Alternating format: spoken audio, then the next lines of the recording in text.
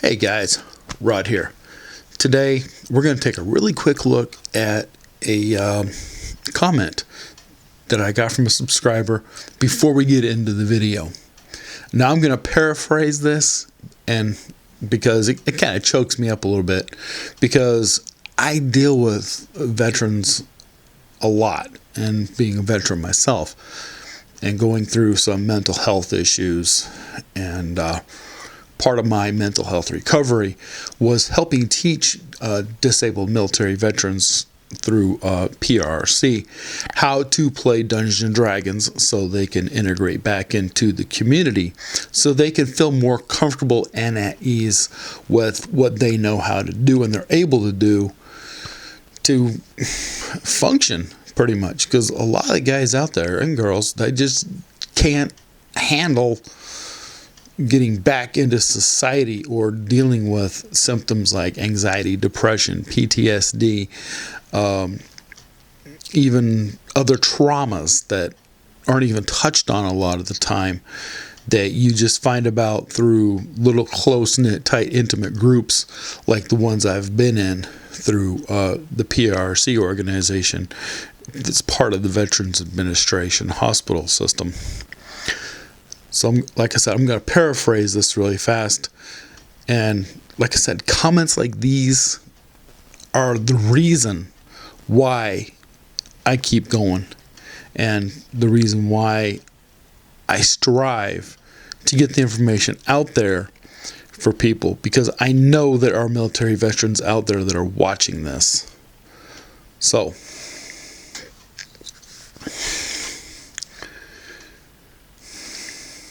Todd says, hey, thanks, Rod. As previously mentioned here, he says he's a real knucklehead because of PTSD, and it has affected his memory. He started playing back in AD&D all the way up into 2nd edition, Advanced Dungeons & Dragons, and he was in the Army for 34 years. Right? On his road to recovery or healing, he got back into Dungeons & Dragons so that he could help with his cognitive thinking and stuff like that. So he found it was he got into 5th edition because he had to learn that, because that's what everybody's into right now. And he found himself getting overwhelmed and frustrated because he had to relearn all the basic stuff. And he finds himself getting confused, which a lot of the guys out there, they find this stuff to be embarrassing when they have to keep asking the same questions over and over and over again. And that's another really good reason for me doing this. So you can go back and rewatch something if you have a question in your mind or something like that. You might have forgot something. Hey, just cue it up and watch it. It's like, this is free stuff, guys. So he says, enter your video series. Save it, and easy to get a T-Watch series before character building. So he sits down, has himself a glass of tea, watches one of the videos, and he says he's good to go after that. Says it's a great series and work. Keep safe and continue well. Cheers. I personally want to salute you, Todd, and any other veterans out there that are dealing with debilitating issues such as PTSD, anxiety, depression, military sexual trauma, any of those other problems that people are dealing with on a daily basis. So, with that being said, I want to get right into this video because this has got me choked up. And I'm already at a loss for words now. So, well, let's get to it.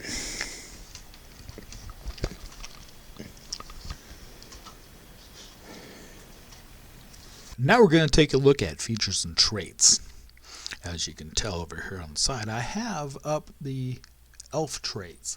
Also, wood elf. Because there is something in the wood elf trait that contradicts the elf trait. The same thing. So, we have our ability score increase by 2 for dexterity. We've already done that. We're not going to worry about age right now because we're not filling that in. Alignment, I really don't worry about alignment when it comes to characters because I just play it how I play it. You know, and that's the way a lot of people are. They don't care about alignment. They just play it how they feel like playing the character and go from there. Size, we're not filling that in right now. Now, speed. Your base walking speed is 30. So that's pretty good walking speed. But if you look over at Wood Elf, they have a fleet of foot, which is 35 feet, which is a 5-foot increase per turn, of course. Now you got dark vision, which basically gives you you can see in dim light or dimly lit areas for 60 feet, and most of the time it's in grayscale. You have a keen sense. You have proficiency in your perception skill, which we'll go in there and change that also. We have Fey Ancestry, where you have advantage on saving throws against being charmed, and the magical sleep, which also includes the sleep potion. And you don't require 8 hours of sleep like other races do, especially the humans. You go into a state of trance, which is kind of like a meditative state, where you only go in there for 4 hours, and you get the same result. Now we're going to look at Wood Elf. Now your wisdom ability increased by 1. We already done that. You have Elven Weapon Training, which we'll be putting that in our attacks and spellcasting section, where you are proficient with longsword, short bow, and longbow. Fleet of foot we already mentioned. And you have a thing called Mask of the Wild. It's specific for Wood Elves, where you can try to hide if you're lightly obscured by, say, small foliage, heavy rain, falling snow, mist, and other natural phenomena. So you just got to figure out what these natural occurring phenomena are, and it'd be up to your dungeon master whether or not they'll allow it. You know, they might say, roll with disadvantage, you know. So we're going to turn around, we're going to put all those things in on our racial traits for our elf, and then I'll be right back. So now we're going to take a look at our class features under Druid. You can find this on page 66 in the Player's Handbook if you want to go take a look at it. Here on the screen I have Druidic, which we already know is the secret language of druids, kind of like thieves can't be in the secret language of thieves. We have our spell casting, to where you draw from divine essence of nature itself to cast your spells. We have cantrips for our first level. Under prepared and casting spells, the druid table will show how many spell slots you have available to you, and let's say your first level, you can take the number of spells equal to your level plus your wisdom modifier. So that would be, from us, be 4 spells. But we'll get to that here in a little bit. You have your spell casting ability, which I'll explain that a little bit later on. You have ritual casting, which you can cast druid spells that are under the ritual tag, and they require your druidic focus to cast them. Also, your spellcasting focus, which is your druidic focus. So I'm going to plug all that in, and when I get that done, I'll come back. Alright, now we're going to take a look at our hermit background. You can find that on page 134 and 135 in the Player's Handbook if you've got that handy and want to crack that open. So basically, paraphrasing, hermit, you live in a life of seclusion like a small tight-knit group, a church or something like that, or just totally by yourself, the crazy old guy living in the cave that talks to himself all the time and always has some weird thing cooking in his pot. You'll hear the stories. Now we're going to look at your reasons for going into your life of seclusion. They are, A, you're looking for some spiritual enlightenment. You are partaking in a little bit of communal life in accordance with a religious order. You were exiled for a crime that you just didn't commit. You retreated after a life-altering event. You needed a quiet place to work on your art, literature, music, or even your manifesto. You needed to commune with nature far away from civilization. You were the caretaker of an ancient ruin or relic. You're on a pilgrimage in search of a person, place, or even a relic of some spiritual significance. So what this says is you roll a D8 and you choose one of these. So I rolled my D8 and I got a 6. So I'm going to put in there that I needed to commune far away from civilization. Because, hermits don't like it when they're right there tight and close. A really good feature about the hermit is discovery. Now, I'm plugging discovery in over here also under features and traits because this right here tells a lot about you as a character. So the quiet and seclusion of your hermitage has done something for you. You've been enlightened. You've seen things that have been in the past or something that is yet to come that could be altering to the campaign setting that you're in. And it's up to you and your dungeon master to sit down and talk about these things because you might have some inside information that you might not have an answer to quite yet, or you know something but you're not really sure how it's going to play out, and just talk it over with your dungeon master beforehand while you're making your character. And I'm going to go ahead and I'm just going to put that down right over here and call that good.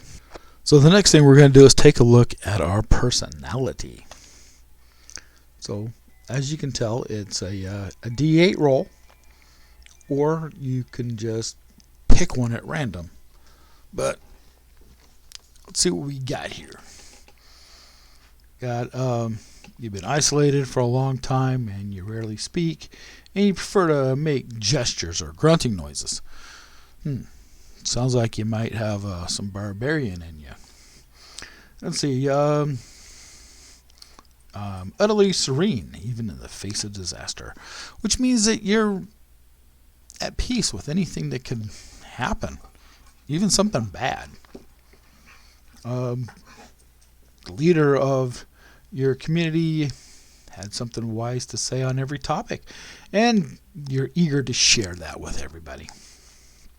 Or you feel tremendous empathy for people who are suffering.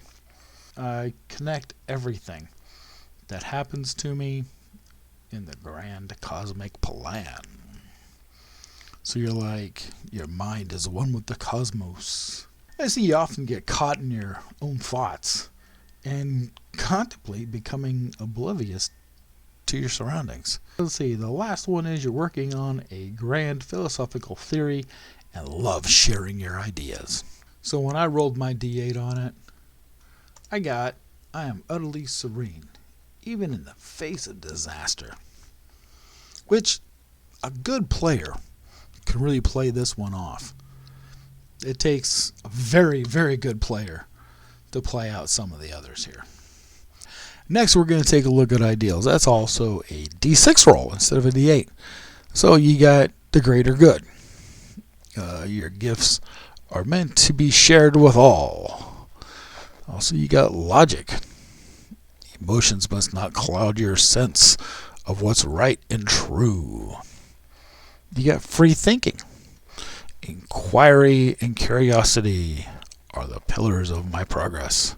Then we got power. Solitude and contempt are the paths toward mystical and magical powers.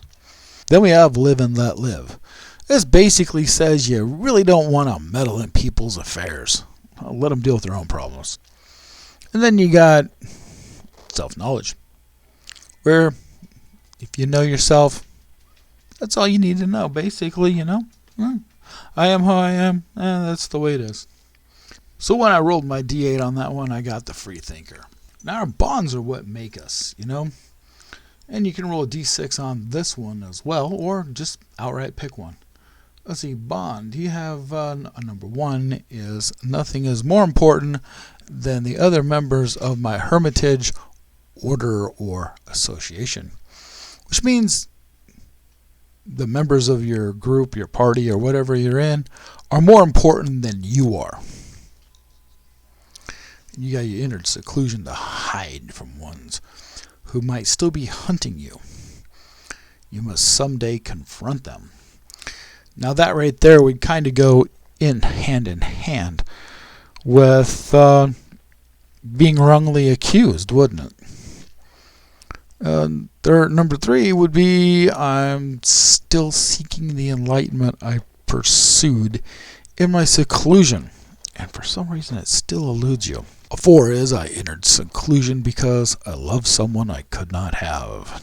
Number 5, should my discovery come to light, it could bring ruin to the world.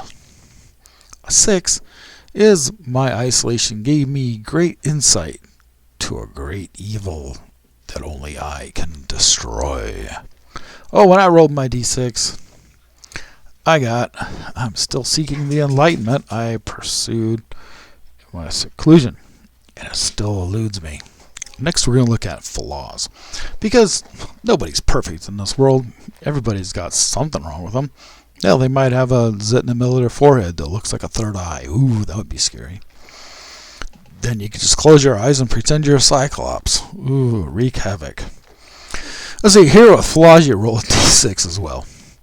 Oh, you roll a 1. You got, now that I've returned to the world, I enjoy the delights a little too much. So maybe you're kind of fond of the drink and gambling or other addictive problems that you may be out there. If you roll 2, I harbor dark, bloodthirsty thoughts that my isolation and meditation failed to quell. If you roll 3, I am dogmatic in my thoughts and philosophies. 4 is I let my need to win arguments overshadow friendship and harmony. You roll a 5, I risk too much to uncover a lost bit of knowledge. That almost sounds like you'd be a priest of Vecna or something. You roll a 6, I like keeping secrets and won't share them with anyone. That could also be a priest of Vecna. When I rolled mine, now that I've returned to the world, I enjoy its delights a little too much. Alright, so as a bonus to everybody who has sat through these last 4 videos, I'm going to show you guys the spell sheet that I've created for this druid character. And hopefully it'll help you if you're creating a druid, and maybe some of this might apply to other classes as well. So we're going to open up a thing that we looked at previously when we were doing our traits. We have our spellcasting ability. Now, in order to figure out your spellcasting ability, all you got to do is look at your wisdom modifier. So in our case, it's just 3. Right? Now, here's where a lot of people get confused. Right? And it makes sense why people would get confused. So, even though they got it spelled out really good here. So, for a spell save DC, right, it says 8 plus your proficiency bonus plus your wisdom modifier. Now, we are first level. Our proficiency bonus is a 2, which we can tell that just by looking at this chart right here where it says Druid Proficiency Bonus, which is a +2. Alright, so we'll take the 2 and we add 8 and our Wisdom modifier, which gives us 13. And then we have our Spell Attack modifier, which again, it's our Proficiency bonus, and our Wisdom modifier, which gives us 5. So that's pretty simple. Spell casting ability is 3, spell save DC is a 13, and our spell attack bonus is a 5. So if we ever cast a spell that causes damage, we get to add 5 to that as a bonus. Now we're going to take another quick look at this chart here. So we have 2 cantrips that we know, and we can use 2 first level spells, because we only have 2 spell slots at first level for our first level spells. So I'm going to go down right here to spell slots for first level. I'm going to put a 2 in there. We get to put 4 spells in there because it's our Wisdom modifier plus our level. But first we're going to take care of cantrips. So if you look here, this is the list of cantrips that we get to pick from. We got Druidcraft, Guidance, Mending, Poison Spray, Produce Flame, Resistance, Shillelagh, and Thorn Whip. From my first cantrip, I chose Druidcraft. Now this is a visual and somatic components required, and it's instantaneous, and the range with this is 30 feet. So if you look at the last dot on here, it says that you instantly light or snuff out a candle, a torch, or a small campfire from 30 feet. So that's pretty cool, you know. Well, let's say it's raining and the tinder's wet, or somebody used the last of their tinder box. You know, you could light that fire for them. So we'll go ahead and we're going to get that put in there. Next we're going to look at Shillelagh as my second cantrip that I chose. It just requires a bonus action, range is touch. It is a VSM, duration is a minute, and it can transform my quarterstaff into imbued power of nature, which can add an extra D8 on top of the damage it already does. Now that I got Shillelagh in there, this is going to make it really fun, right? Because like I said, Shillelagh does 1d8, plus I can add my spell casting ability to that, which is a minimum of 4 and a maximum of 11 off of a d8, which that's pretty good. And you take and add that to the d6 or d8 that I rolled before, which that Shillelagh can pack one heck of a wallop on somebody. Next we're going to take a quick look at the first level druid spells that I get to choose from.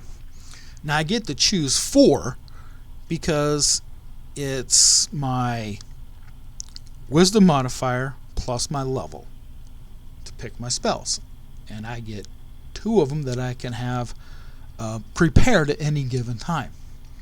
So of my choices, I have Animal Friendship, Charm Person, Create and Destroy Water, Cure Wounds, Detect Magic, Detect Poison and Disease, Entangle, Fairy Fire, Fog Cloud, Good Berry, Healing Word, Jump, Long Strider, Purify Food and Drink, Speak with Animals, and Thunder Wave.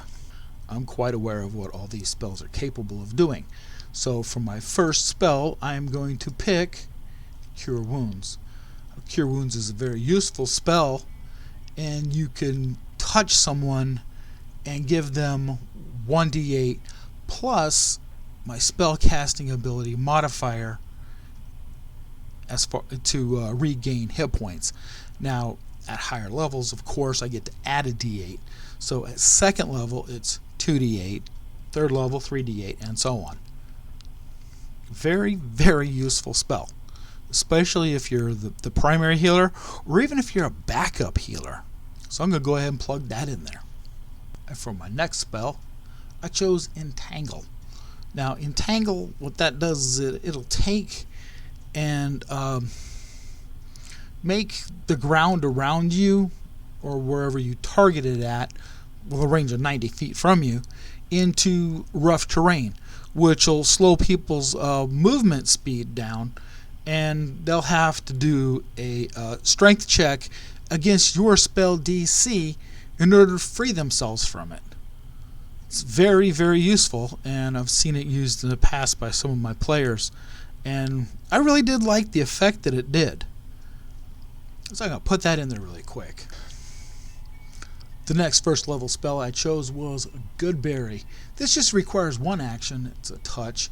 It's instantaneous, VSM of course, and the material component of this is just a sprig of mistletoe, which isn't that hard to come across, and up to 10 berries will appear in your hand.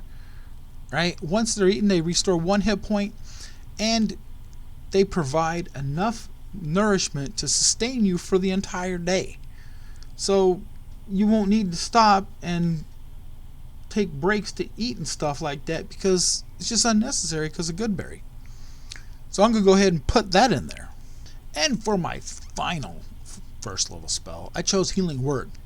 This is another fantastic spell to have if you're the primary healer or even a backup healer, because sometimes clerics can get overwhelmed healing people and run out of spell slots. So, Healing Word is a first level evocation spell. It takes 1 bonus action. You can target someone up to 60 feet away from you, and it's instant. What's great about this spell is whatever target you choose can receive 1d4 plus your spellcasting ability modifier. That's pretty good, I think. And at higher levels, of course, it increases by a d4 for every level over first.